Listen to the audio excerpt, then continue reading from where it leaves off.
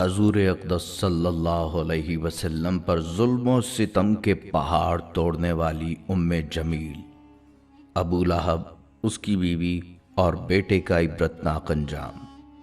بسم اللہ الرحمن الرحیم۔ السلام علیکم دوستو، ام جمیل وہ عورت جو راتوں کو کانٹے چنتی تھی، لیکن پھولوں کے لیے نہیں بلکہ اللہ کے نبی حضرت محمد صلی اللہ علیہ وسلم کو زخمی کرنے کے لیے۔ وہ مرد جو رشتے میں چچا تھا لیکن کردار میں دشمنوں سے بھی بدتر نکلا۔ یہ دونوں میاں بیوی دن رات صرف ایک ہی مشن پر تھے، پیارے آقا صلی اللہ علیہ وسلم کو تکلیف دینا۔ لیکن کیا آپ جانتے ہیں کہ جنہوں نے آپ صلی اللہ علیہ وسلم پر ظلم کے پہاڑ توڑے، ان کا انجام کیا ہوا؟ آج کی ویڈیو میں آپ کو پتہ چلے گا کہ ام جمیل کون تھی، ایک عورت ہو کر وہ اتنی سنگ دل کیسے بن گئی، اور اس کے شوہر ابو لہب کا انجام کتنا عبرتناک ہوا۔ مرنے کے بعد اس کی لاش کے ساتھ ایسا کیا ہوا کہ لوگ اسے دفنانے سے بھی گھبرانے لگے، اور اس کا بدبخت بیٹا جس نے گستاخی کی انتہا کر دی تھی، اسے ایسی دردناک موت کیسے ملی کہ آج تک لوگ اس کے انجام سے عبرت لیتے ہیں۔ ناظرین گرامی، جسے تاریخ ام جمیل کے نام سے جانتی ہے، اس کا اصل نام عروہ بنت حرب تھا۔ یہ عورت قریش کے مشہور قبیلے بنو امیہ سے تعلق رکھتی تھی، جو اس وقت مکہ کے بااثر قبیلوں میں شمار ہوتا تھا۔ نسب کے لحاظ سے یہ عورت ایک معزز گھرانے میں پیدا ہوئی، لیکن دل اور کردار کے اعتبار سے یہ ظلم، بغض اور انتقام کا چلتا پھرتا نمونہ تھی۔ ام جمیل کا تعلق براہ راست آپ صلی اللہ علیہ وسلم کے خاندان سے نہیں تھا، بلکہ وہ حضرت ابو سفیان رضی اللہ تعالیٰ عنہ کی بہن تھی۔ اس کے باوجود اس کا دل آپ صلی اللہ علیہ وسلم اور آپ صلی اللہ علیہ وسلم کے خاندان کے لیے اتنی شدید دشمنی سے بھرا ہوا تھا کہ قریبی رشتہ دار ہونے کے باوجود اس کے دل میں نرمی یا رحم کی کوئی گنجائش نہ تھی۔ مکہ کی گلیوں میں ام جمیل کا مزاج سخت گیر اور زبان زہریلی مشہور تھی۔ اس کی عادت تھی کہ وہ نبی صلی اللہ علیہ وسلم کے خلاف محفلوں میں زہر اگلا کرتی اور خواتین میں بیٹھ کر آپ صلی اللہ علیہ وسلم کی کردار کشی کرتی۔ وہ نبی صلی اللہ علیہ وسلم سے اتنی شدید نفرت رکھتی تھی کہ اپنے گھر کا چین، اپنی راتوں کی نیند اور اپنی عزت تک داؤ پر لگا دیتی، بس ایک ہی مقصد کے لیے، محمد صلی اللہ علیہ وسلم کو تکلیف دینا، ان کی دعوت کو روکنا اور ان کے خلاف نفرت پھیلانا۔ ظاہری طور پر خوشحال اور طاقتور نظر آنے والی یہ عورت اصل میں حسد اور دشمنی کی آگ میں جلتی ہوئی ایک بے چین روح تھی، جو حق کی روشنی سے اندھی ہو چکی تھی۔ حضرت جندب رضی اللہ تعالیٰ عنہ فرماتے ہیں، ایک دن نبی صلی اللہ علیہ وسلم بیمار پڑے اور ایک یا دو راتوں میں تہجد کی نماز کے لیے نہ اٹھ سکے، تو ام جمیل نبی صلی اللہ علیہ وسلم کے پاس آئی اور کہنے لگی، محمد، میرا خیال ہے کہ تمہارے شیطان نے تمہیں چھوڑ دیا۔ اس پر اللہ تعالیٰ نے سورہ الضحیٰ کی یہ آیت نازل کی، قسم ہے دن کی روشنی کی اور رات کی جب وہ قرار پکڑے کہ آپ کے پروردگار نے نہ آپ کو چھوڑا ہے اور نہ وہ آپ سے خفا ہوا ہے۔ ناظرین، ام جمیل کا ظلم محض زبان تک محدود نہ تھا، بلکہ وہ عملی طور پر بھی آپ صلی اللہ علیہ وسلم کو تکلیف پہنچانے کی کوشش کرتی تھی۔ یہ عورت رات کی تاریکی میں آپ صلی اللہ علیہ وسلم کے راستے میں کانٹے بچھاتی تھی۔ اس کا مقصد یہ تھا کہ جب نبی صلی اللہ علیہ وسلم فجر کے وقت مسجد حرام کی جانب جائیں تو ان کے پاؤں زخمی ہو جائیں۔ اس دشمنی میں جب نبی صلی اللہ علیہ وسلم نے لوگوں کو اللہ کی وحدانیت کا پیغام دینا شروع کیا تو ام جمیل مکہ کی گلیوں میں پھرنے لگی۔ جہاں کہیں آپ صلی اللہ علیہ وسلم کی دعوت کی آواز پہنچتی، وہاں یہ عورت فوراً جا کر لوگوں کے دلوں میں زہر کھولنے لگتی۔ وہ نبی صلی اللہ علیہ وسلم پر نہ صرف جادوگر اور پاگل ہونے کے الزامات لگاتی، بلکہ یہ بھی کہتی کہ ان کا پیغام صرف قبیلوں کو آپس میں لڑانے کے لیے ہے۔ مفسرین نے لکھا ہے کہ ابو لہب اور اس کی بیوی ام جمیل باولے کتے کی طرح آپ صلی اللہ علیہ وسلم کے پیچھے لگے رہتے تھے۔ حضرت اسماء بنت ابو بکر رضی اللہ تعالیٰ عنہما فرماتی ہیں کہ جب حضور صلی اللہ علیہ وسلم پر سورہ لہب نازل ہوئی تو جمیل غصے سے پاگل ہو گئی۔ وہ تل ملا اٹھی جیسے کسی نے اس کے سینے پر پہاڑ رکھ دیا ہو۔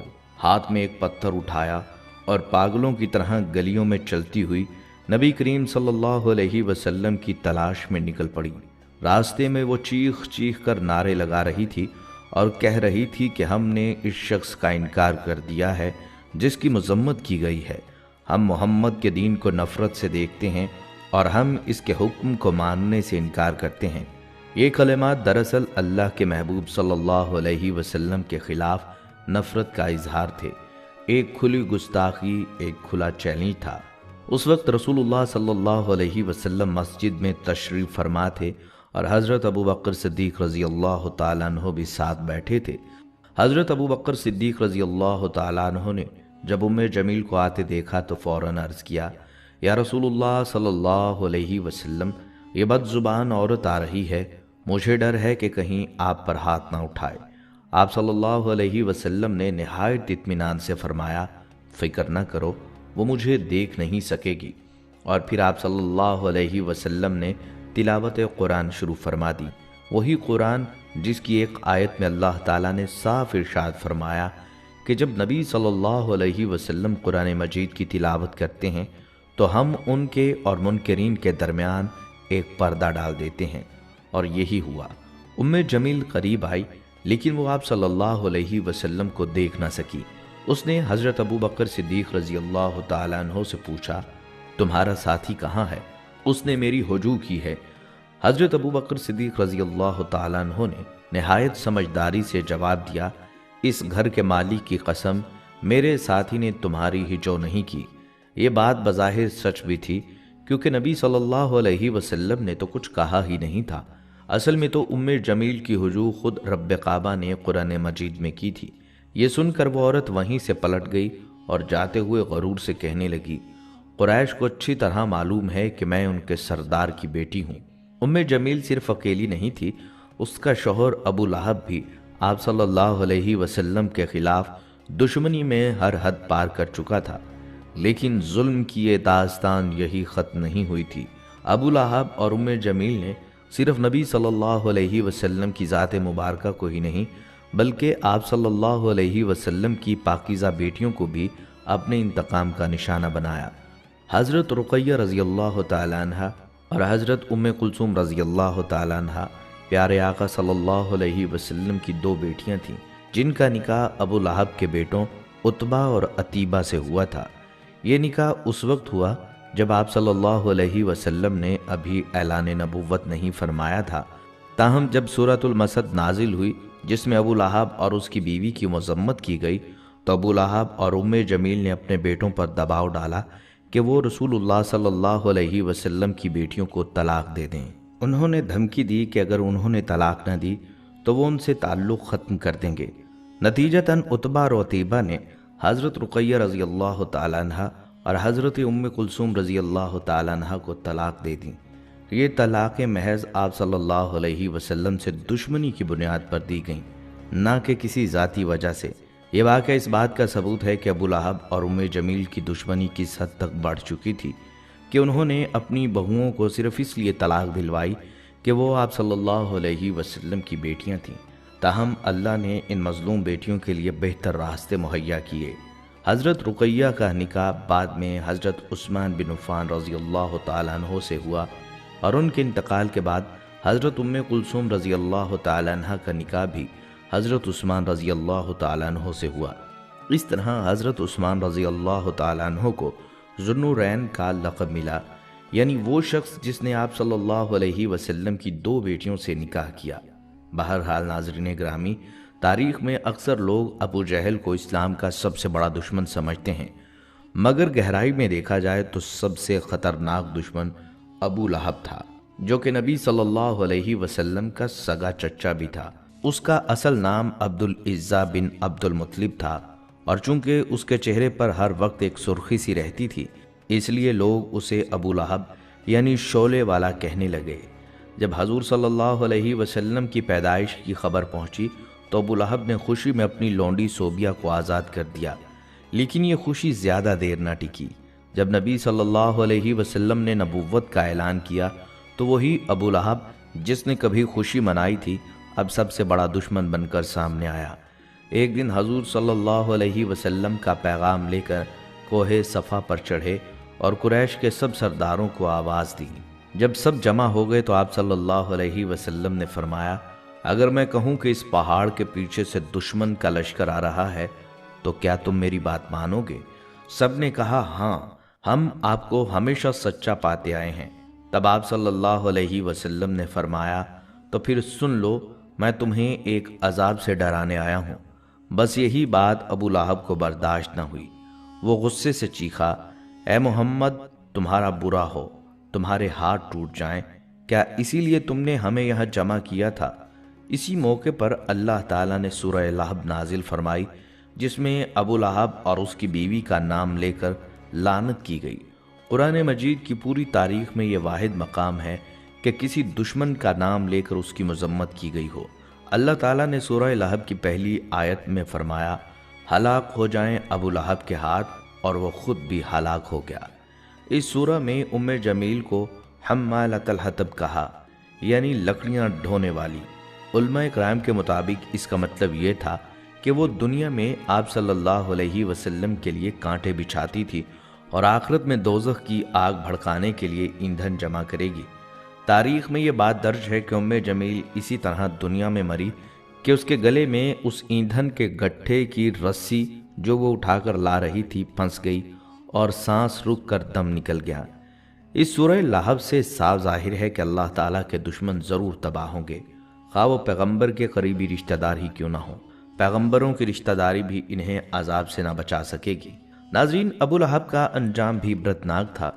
جنگ بدر کے کچھ دن بعد جب قریش کے بڑے سردار قتل ہوئے تو ابو لہب پر ایک عجیب بیماری حملہ آور ہوئی جسے عرب عدسہ کہتے ہیں۔ یہ ایک قسم کا طاعون یا متعدی پھوڑوں کا مرض ہے۔ اس کا جسم گلنے لگا، پیپ بہنے لگی اور پورا خاندان اس سے دور ہو گیا، یہاں تک کہ 3 دن تک اس کی لاش گھر میں سڑتی رہی۔ کسی نے دفن کرنے کی ہمت نہ کی کیونکہ بیماری سے بچنے کے خوف سے سب بھاگ گئے۔ آخرکار قریش کے کچھ غلاموں کو پیسے دے کر کہا گیا کہ لکڑیوں سے اس کی لاش کو گھسیٹ کر مکہ سے باہر لے جائیں اور وہاں ایک گڑھے میں پھینک کر اوپر پتھر ڈال دیں۔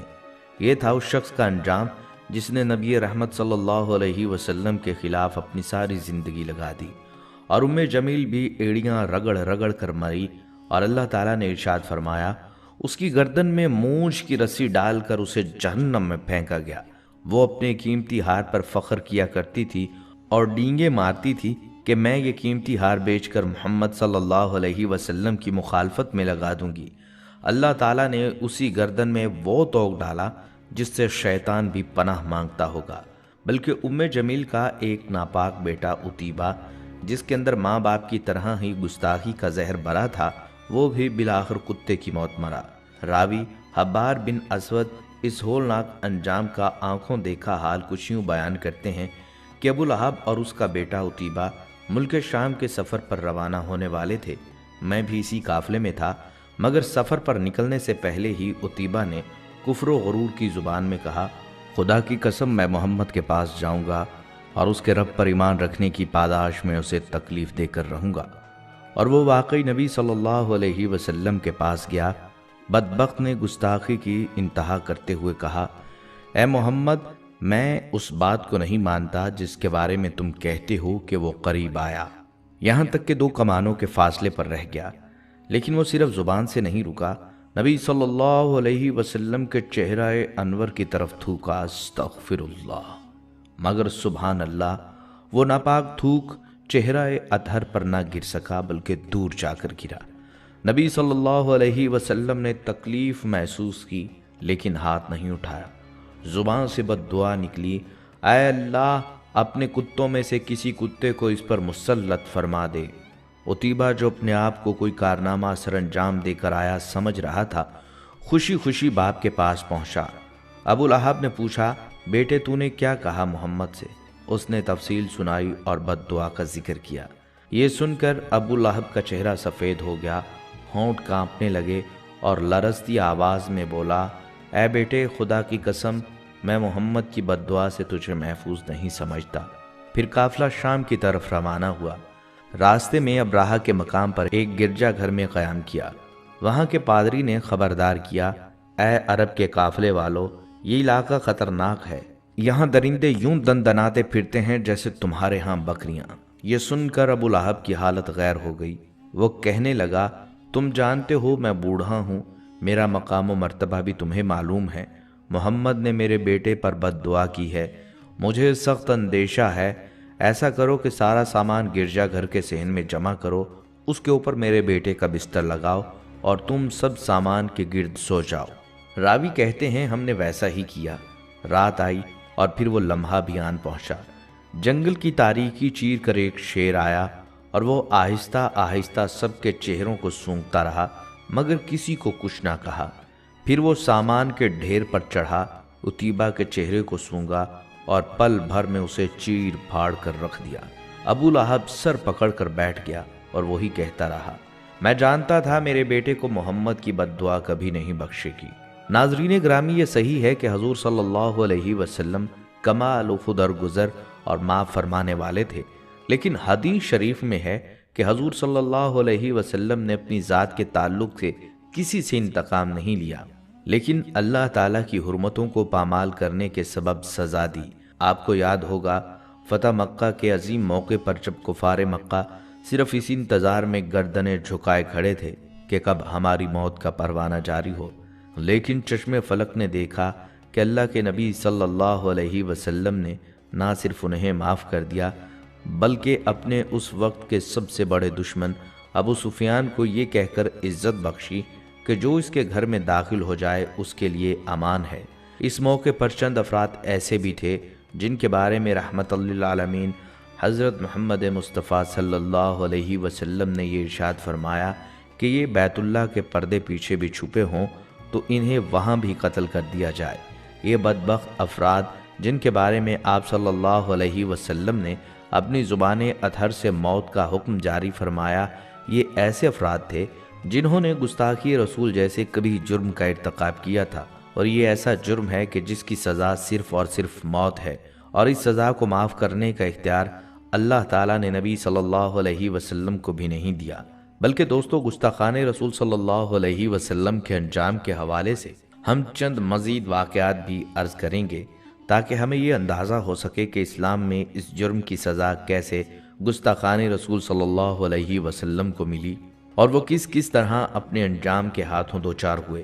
اللہ کے نبی صلی اللہ علیہ وسلم کے دور میں آپ صلی اللہ علیہ وسلم کی عدالت میں ایک کیس پہنچا کہ ایک عورت کو کسی نے قتل کر دیا جبکہ قاتل کا کوئی سراغ نہیں مل رہا تھا۔ اللہ کے نبی صلی اللہ علیہ وسلم کی اس عدالت میں بہت سے لوگ جمع تھے۔ آپ صلی اللہ علیہ وسلم نے فرمایا کہ جس کسی نے بھی اس عورت کو قتل کیا میں اسے حکم دیتا ہوں کہ وہ کھڑا ہو اور قتل کی وجہ بیان کرے۔ آپ صلی اللہ علیہ وسلم کے حکم پر ایک نابینا صحابی کھڑے ہوئے اور فرمایا، یا رسول اللہ صلی اللہ علیہ وسلم، مقتولہ میری لونڈی تھی، اس کے بطن سے میرے 2 بچے ہیں، یہ میرا اور میرے بچوں کا سہارا تھی، وہ مجھے روزانہ گالیاں دیتی تھی، میں برداشت کرتا تھا، لیکن کل شب اس نے آپ صلی اللہ علیہ وسلم کی ذات اقدس کے بارے میں توہین آمیز الفاظ کہے، مجھے یہ برداشت نہ ہو سکا اور میں نے بھالا پکڑ کر اس کے پیٹ میں اتار دیا۔ صحابی کی بات سن کر آپ صلی اللہ علیہ وسلم نے فرمایا، اس پر اس قتل کا بدلہ واجب نہیں ہے بلکہ اللہ کی طرف سے اس کے لیے ثواب ہے۔ اسی طرح مدینہ میں ایک مالدار یہودی تھا جس کا نام قعب بن اشرف تھا۔ یہ اس قدر خبیث انسان تھا کہ اللہ تعالیٰ کے نبی صلی اللہ علیہ وسلم کی توہین کو اس نے اپنا وتیرہ بنا لیا تھا، جس پر آپ صلی اللہ علیہ وسلم کو اس سے تکلیف تھی۔ ایک مرتبہ اس نے آپ صلی اللہ علیہ وسلم کی ذات اقدس کے بارے میں گستاخانہ ہجو کی۔ آپ صلی اللہ علیہ وسلم نے اس کا جواب دینے کے لیے اس وقت کے عظیم شاعر اسلام حضرت حسان بن ثابت کو کھڑا کیا اور فرمایا، حسان اٹھ کھڑا ہو اور اپنے نبی کی گستاخی کا جواب دے۔ حضرت حسان رضی اللہ تعالیٰ عنہ کھڑے ہوئے اور ابھی سوچ ہی رہے تھے کہ گستاخ کی گستاخی کا جواب کن الفاظ میں دیں کہ اللہ کے نبی صلی اللہ علیہ وسلم نے دعا فرمائی کہ یا اللہ، حسان کی روح الامین یعنی حضرت جبرائیل علیہ السلام کے ساتھ مدد فرما کہ یا اللہ حسان رضی اللہ تعالیٰ عنہ کی روح الامین حضرت جبرائیل علیہ السلام کے ساتھ مدد فرما، اور پھر حضرت حسان کی زبان سے اس قدر عمدہ نعت نبی صلی اللہ علیہ وسلم کے لیے نکلی کہ مدینہ کی پہاڑیاں بھی جھوم اٹھیں۔ حضرت حسان رضی اللہ تعالیٰ عنہ نے فرمایا کہ میری آنکھوں نے آپ صلی اللہ علیہ وسلم سے زیادہ حسین و جمیل آج تک نہیں دیکھا، کسی ماں نے آپ صلی اللہ علیہ وسلم سے بڑھ کر حسین بچہ نہیں جنا، اور مدینہ کے یہودی تو آج کائنات کی سب سے خوبصورت ہستی آپ صلی اللہ علیہ وسلم کی گستاخی کرتے ہیں۔